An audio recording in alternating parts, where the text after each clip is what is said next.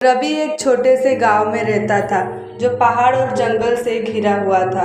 गांव के एक पुराने जर्जर हवेली थी जिसे लोग भूतिया हवेली कहते थे। बचपन से ही रवि ने इस हवेली के बारे में अजीब अजीब कहानियां सुनी थी। कहते थे कि वहां पर भूत प्रेत रहते हैं और जो भी वहां गया कभी लौट कर नहीं आया। हालांकि रवि इन बातों पर ज़्यादा ध्यान नहीं देता था। उसे लगता था कि ये सब बस बुजुर्गों की गढ़ी हुई कहानी है। रवि एक साहसी लड़का था, उसे हमेशा रोमांच की तलाश रहती थी। एक दिन उसने तय किया कि वो इस हवेली के रहस्य का पता लगाएगा। उसने अपने दोस्तों से इस बारे में बात की, लेकिन वो सभी डर गए और उसके साथ जाने से मना कर दिया। रवि ने अकेले ही जाने का फैसला किया।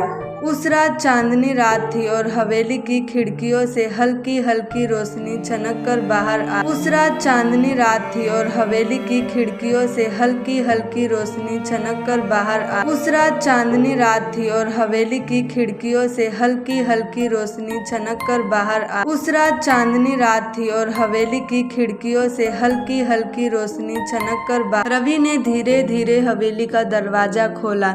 दरवाजा एक भयानक चरमराहट के साथ खुला, जैसे सालों से किसी ने उसे छुआ ही नहीं हो। अंदर कदम रखते ही उसे एक अजीब सी गंध महसूस हुई।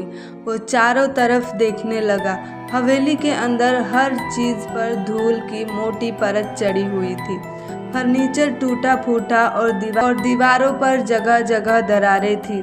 जैसे ही वो आगे बढ़ा उसे लगा कि कोई उसके पीछे है। उसने पलट कर देखा, लेकिन वहाँ कोई नहीं था। उसने इसे अपना वहम समझकर नज़रअंदाज कर दिया और आगे बढ़ता रहा। हवेली के अंदर की गलियाँ बहुत लंबी और घुमावदार थी। हर कदम के साथ उसे लगता था कि कोई उसे देख रहा है। कुछ देर बाद रवि एक बड़े कमरे में पहुंचा। वहाँ की दीवारों पर पुराने चित्र टंगे हुए थे। अचानक उसकी नज़र एक बड़े से आईने पर पड़ी। जैसे ही उसने आईने में देखा, उसकी रूह कांप गई। आईने में उसे अपने पीछे एक छाया दिखाई दे रही थी। वो छाया धीरे धीरे उसकी ओर बढ़ रही थी। रवि ने घबरा कर पलट कर देखा, लेकिन वहाँ कोई नहीं था।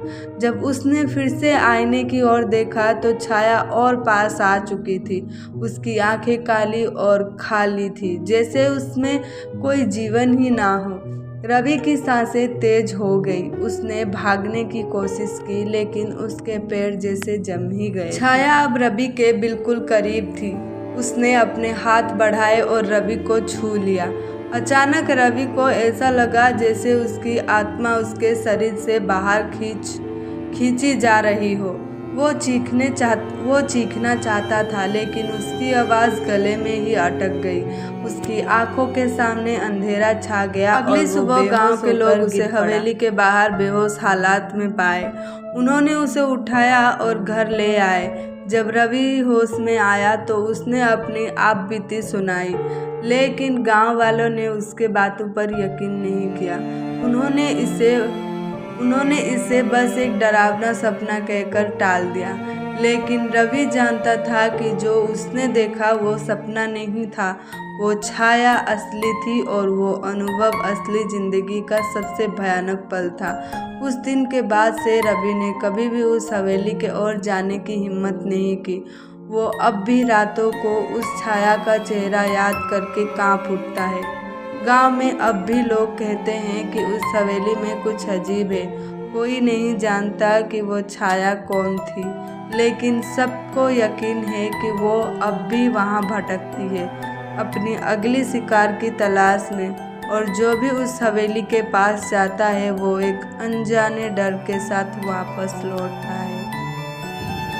ये कहानी आपको कैसी लगी मुझे कमेंट में ज़रूर बताना, और अगर पसंद आए तो लाइक शेयर सब्सक्राइब करना ना भूलें। हम मिलेंगे ऐसे ही और दूसरे डरावनी वीडियो में। तब तक के लिए थैंक्स फॉर वॉचिंग।